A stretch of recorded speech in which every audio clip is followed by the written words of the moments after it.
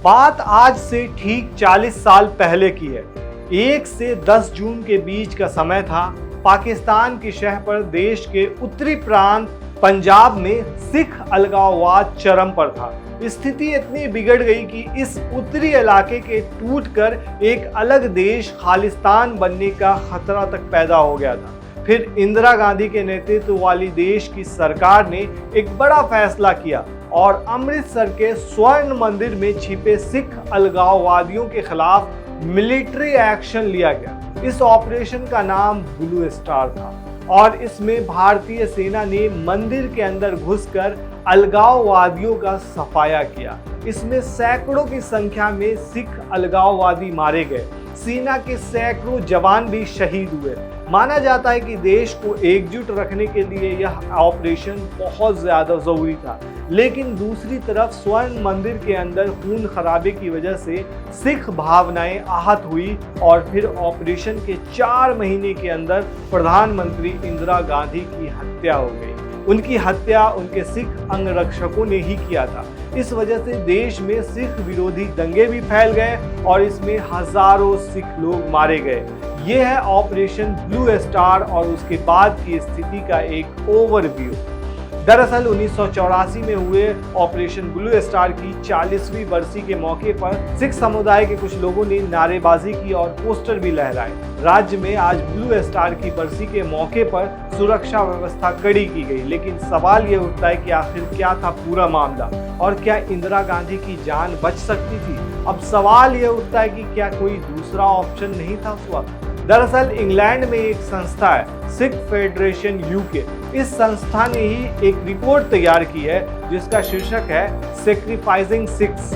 आपको बता दें कि ब्रिटेन में ठीक ठाक संख्या में सिख समुदाय के लोग रहते हैं। इस रिपोर्ट में दावा किया गया है कि ऑपरेशन ब्लू स्टार के वक्त की ब्रिटेन की मार्गरेट थैचर की सरकार की भूमिका काफी संदिग्ध थी। जी हाँ, यह सच्चाई है कि ब्रिटेन ने इस ऑपरेशन में भारत की सरकार का सहयोग किया था, लेकिन इस सहयोग के पीछे ब्रिटेन का अपना स्वार्थ था और इसी स्वार्थ में बात सैन्य कार्रवाई तक पहुंच गई थी, वरना बातचीत से इस मसले को हल किए जाने की संभावना से इनकार नहीं किया जा सकता। अगर ऐसा नहीं होता तो पीएम जो उस वक्त की थी इंदिरा गांधी, उनकी जान भी बच सकती थी।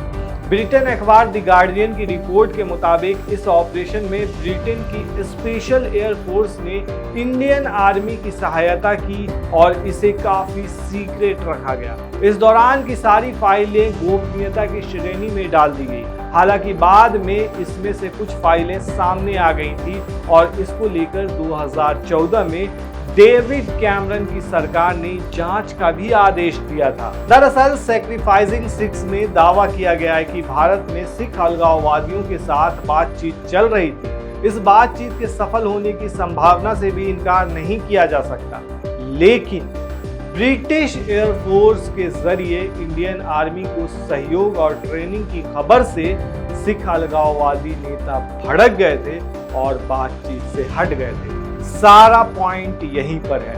इस रिपोर्ट के लेखक फिल मिलर हैं। इसमें दावा किया गया है कि ब्रिटिश सरकार भारत का सहयोग करने के बदले उसकी कीमत वसूल रही थी। उस वक्त भारत ब्रिटेन का सबसे बड़ा हथियार आयातक था, मतलब सबसे ज्यादा हथियार भारत ब्रिटेन से ही लिया करता था।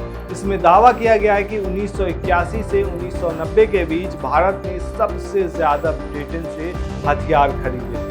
भारत को संतुष्ट करने के लिए ब्रिटेन की सरकार यही नहीं थी, उसने ब्रिटेन में भी सिखों पर कहर बरसाए।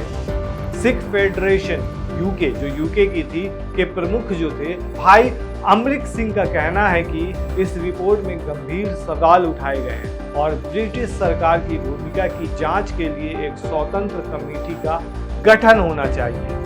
आपको क्या लगता है दोस्तों इस पूरे मामले पर? हमें कमेंट में जरूर बताएं और हमें कमेंट में ये भी बताएं कि क्या अगर ऐसा होता, बातचीत से मसला हल किया जा सकता था, तो क्या इंदिरा गांधी की जान बच सकती थी? आप हमें कमेंट में जरूर बताएं। शुक्रिया।